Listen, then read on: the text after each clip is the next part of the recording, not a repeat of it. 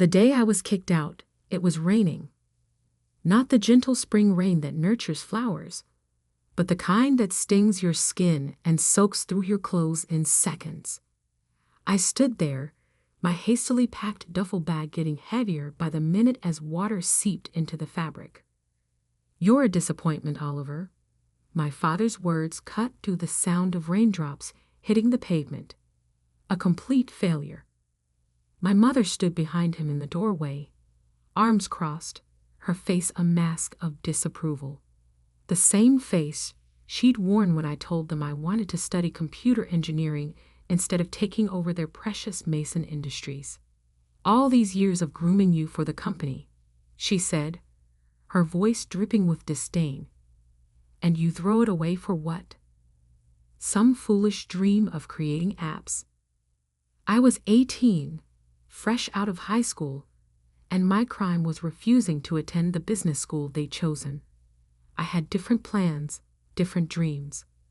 I wanted to build something of my own, not inherit their legacy. "If you walk away now," my father's voice turned cold, "don't ever come back. You'll get nothing from us. No support, no inheritance, nothing." I adjusted the strap of my bag and met his gaze. "Fine." That one word seemed to shock them both. They had expected me to break, to give in like I always had before. But something had changed in me. Maybe it was the years of being compared to my perfect older brother James, or maybe it was just time to stop being the person they wanted me to be and start being myself. I turned and walked away, each step taking me further from the luxury mansion I'd grown up in. Their final words followed me down the driveway. "You'll fail, Oliver. You'll come crawling back when you realize how worthless your dreams are." But I didn't look back, not even once. The first few months were exactly as hard as they'd probably hoped.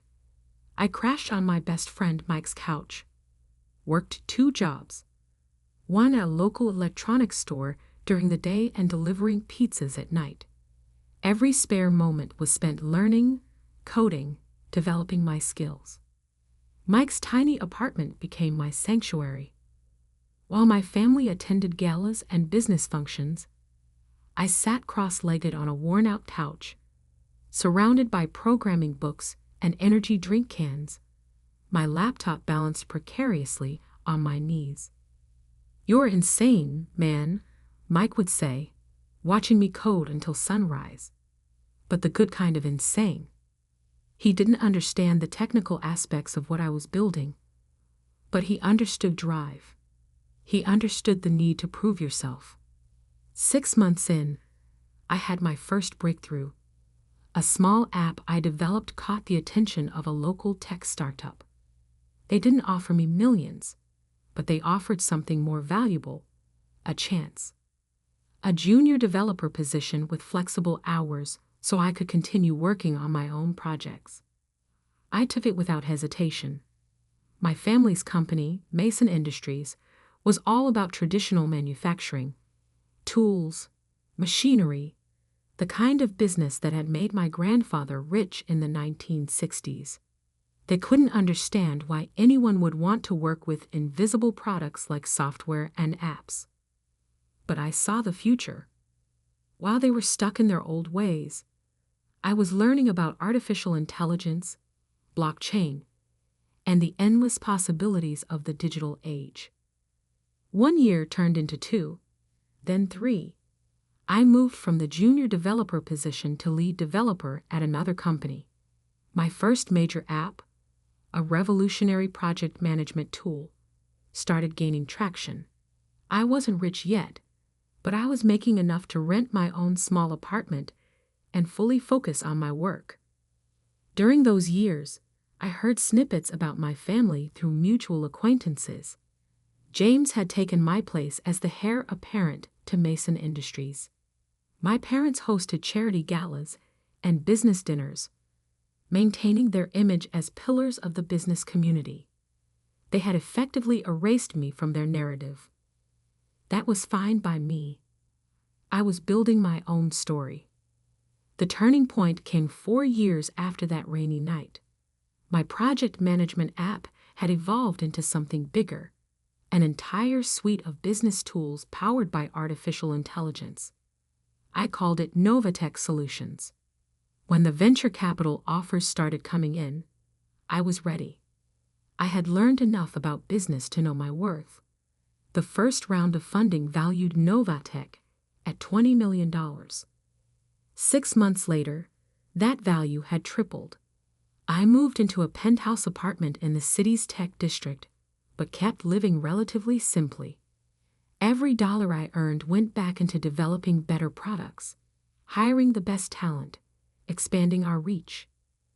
Mike, who had supported me through those early days, became my head of operations. "Look at us now," he'd say, standing in our sleek office overlooking the city. From delivering pizzas to delivering cutting-edge tech solutions. Mike, who had supported me through those early days, became my head of operations. "Look at us now," he'd say, standing in our sleek office overlooking the city. From delivering pizzas to delivering cutting-edge tech solutions. I smiled at his comments, but never let success go to my head. I remembered too well what it felt like to stand in the rain with nothing but a duffel bag and determination. Then came the day that changed everything. I was in my office, reviewing potential acquisition targets, companies whose technology could enhance Novatech's capabilities. A familiar name caught my eye: Mason Industries. My family's company had been struggling. While I had been embracing the future, they had stubbornly clung to the past. Their stock price had been declining steadily for the past year. They needed a digital transformation to survive, but my father was too proud to admit it. I dug deeper into their financials. The situation was worse than I thought.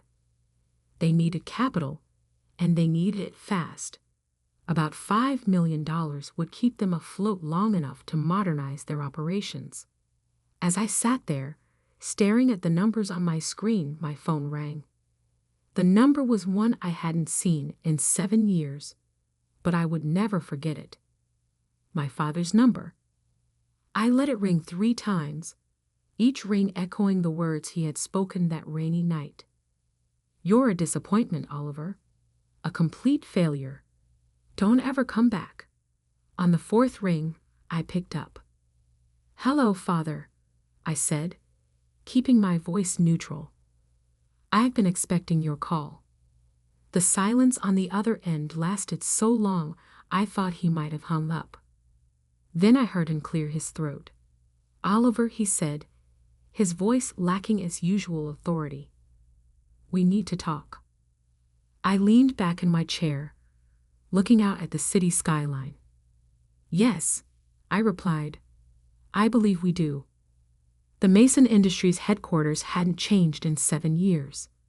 The same imposing granite facade, the same golden letters announcing the company name, the same stern-faced security guards at the entrance. But I was different.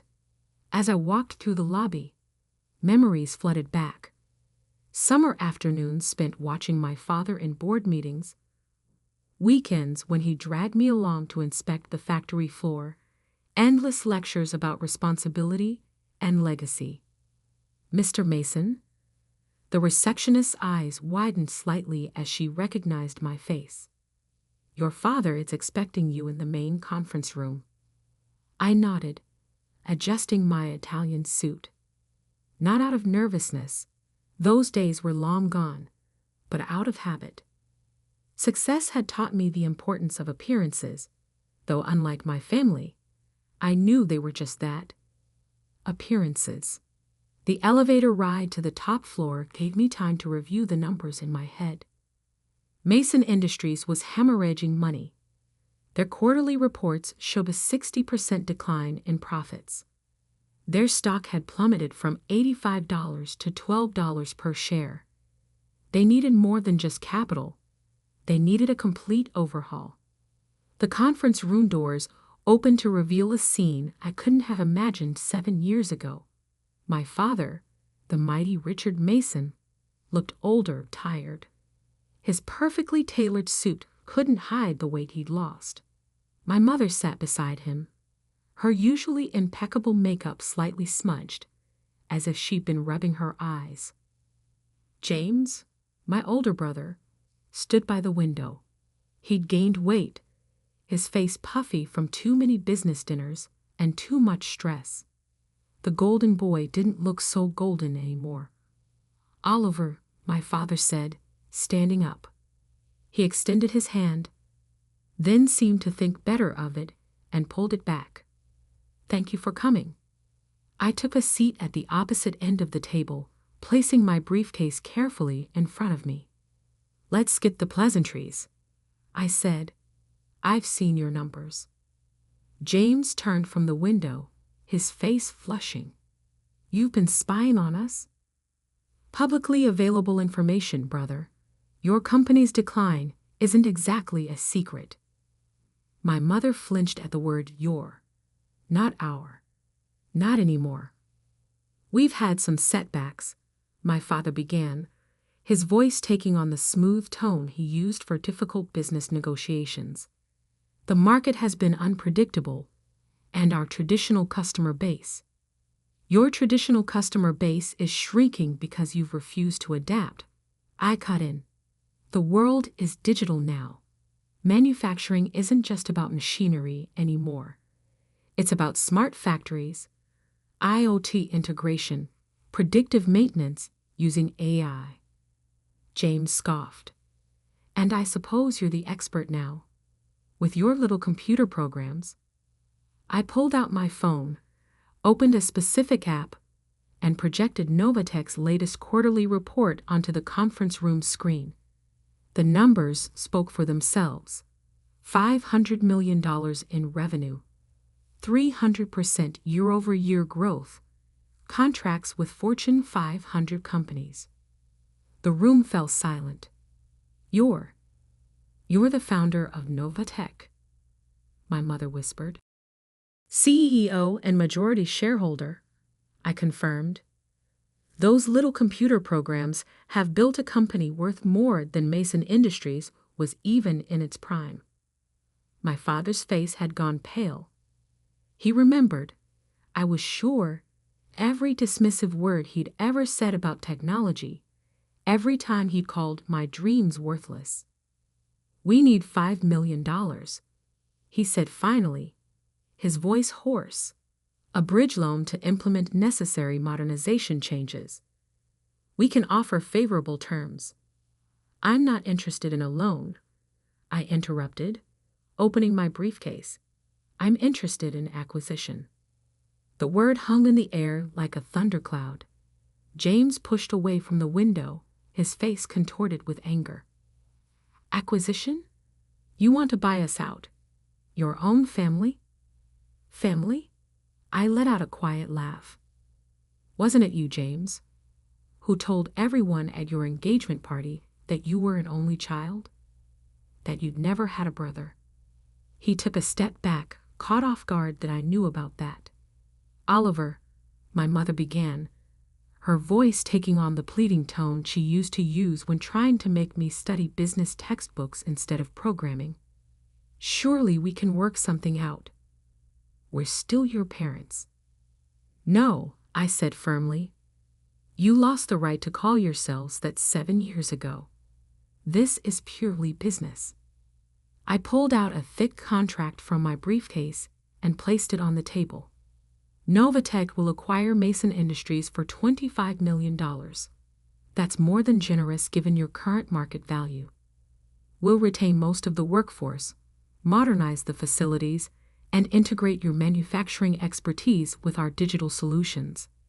And what about us? James demanded. What happens to the family? I met his gaze steadily.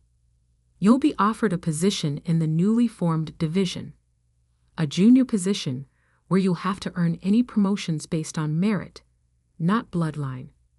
Father can serve as an advisor during the transition, after which he'll retire with a comfortable pension. Mother's social connections might be useful for client relations, But that's up to her. My father's hands were trembling slightly as he reached for the contract. And if we refuse, then I leave, and you can try explaining to your shareholders why you turned down a lifeline. Your stock will probably drop another 50% by next week. You might last another month. Maybe 2. Then bankruptcy.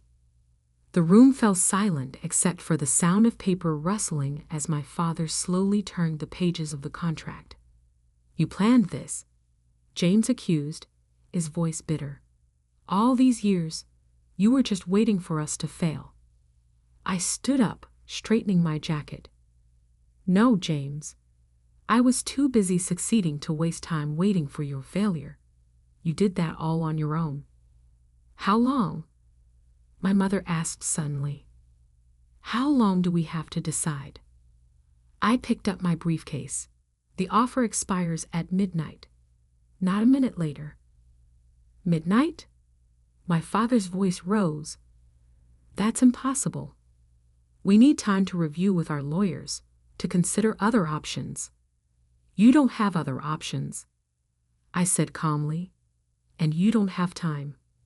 7 years ago, you gave me 5 minutes to decide my entire future. I'm giving you 12 hours. I'd say that's more than fair. I walked to the door, then paused. Oh, and one more thing. I turned back to face them. When you sign, and you will sign, I want you to use the same pen you used to sign my college rejection letter, the one with the Mason Industries logo. I believe it's still in your desk drawer, Father. The look of shock on his face told me I was right. He remembered that pen, remembered using it to dash my dreams all those years ago. How did you? I'll be back at 11:45 p.m. I cut him off. Try not to be late. Time is money, after all. Isn't that what you always taught me? With that, I walked out, leaving them with their shattered pride and a contract that would change everything. As the elevator doors closed behind me, I caught a glimpse of my reflection in the polished metal and saw something I'd never seen in this building before: a winner. The next 12 hours would be interesting. Very interesting indeed. 11:43 p.m. The city lights sparkled below the Mason Industries conference room like scattered diamonds on black velvet. I stood at the same window where James had stood that morning, watching my reflection superimposed over the nighttime skyline. The door opened behind me, right on time. My father entered first, followed by my mother and James. They looked exhausted, as if they'd aged years in just 12 hours. I noticed my father clutching a small leather case, the one he kept his prized pens in. The board has approved the acquisition, he said, his voice rough. Unanimously. I turned slowly, taking in their defeated postures. I expected nothing less. After all, what choice did they have? James slumped into a chair, loosening his tie. You've won, Oliver. Is that what you wanted to hear? No, I replied calmly. What I want to hear is the truth. From all of you. My mother stepped forward, her designer dress wrinkled from a day of tense meetings. The truth about what? About why you really pushed me away. It wasn't just about the business school, was it? The silence that followed was heavy with unspoken words. Finally, my father sighed, suddenly looking every one of his 65 years. You were too much like him, he said quietly. Like your grandfather. That wasn't what I'd expected. Grandfather? The one who started Mason Industries. My father nodded, sinking into a chair. Harold Mason was a visionary. He saw the future coming before anyone else. In the 1960s, when everyone was doing things the old way, he modernized, automated, took risks. The board thought he was crazy. Even his own father called him a fool. He pulled out the pen case, opening it with trembling fingers. But he proved them all wrong. built this company from nothing into an empire. And you, he looked up at me. You have that same look in your eyes, that same drive. It terrified me. Because you're not like him, I finished, understanding dawning. You're a maintainer, not a builder. You wanted the company to stay exactly as it was when you inherited it. I wanted stability, he whispered. Safety. When you started talking about technology, about changing everything, I saw my father in you. And I remembered how scared I was every time he took another risk, launched another venture. My mother touched his shoulder gently. We thought we were protecting you, Oliver. And James was more like your father. Cautious, reliable, boring. James interjected with a bitter laugh. That's what you mean, isn't it? I was the safe choice, the one who wouldn't rock the boat. I walked to the conference table, spreading my hands on its polished surface. And now look where we are. The safe choice led straight to bankruptcy. The crazy dreamer built a tech empire. We were wrong, my father said, and the words seemed to physically pain him. About everything, about you. He opened the pen case and removed the Mason Industries pen, the same one he'd used to reject my college plans 7 years ago. The gold logo caught the light as he placed it on the contract. Before I sign this, he said, I need to know what really happened after that night. How did you do it? I sat down across from him, feeling an unexpected urge to finally tell my story. The first few months were hell. Worked 2 jobs, lived on Mike's couch, coded until my eyes burned. But I had something you never gave me at home. Freedom to fail. Freedom to fail, my mother echoed. Yes, because when you're already at rock bottom, when your own family has written you off as worthless, there's no pressure. Every small success is a victory. Every failure is just another lesson. I pulled out my phone, showing them the first version of what would become Novatech's flagship product. This was my first app. Buggy, ugly, barely functional. But it worked, and each version got better. James leaned forward, actually interested for the first time. And the venture capital. How did you convince them to invest? I didn't. I smiled. They convinced me. By then, I had paying customers, proven technology. I didn't need their money. They needed my innovation, just like Mason Industries needs it now. My father picked up the pen, its weight seemingly greater than he remembered. And after we sign, what happens to us really? Exactly what I said this morning. James gets a fresh start, learning the business from the ground up. Mother can maintain the social connections that bring in clients. And you, father, yes? You get to watch your company become what it should have been all along, what grandfather would have wanted it to be. He pressed the pen to paper, then hesitated. Why didn't you just let us fail? You had every right to. Because that's not what successful people do, I replied. They don't destroy. They transform. They don't settle scores. They create opportunities.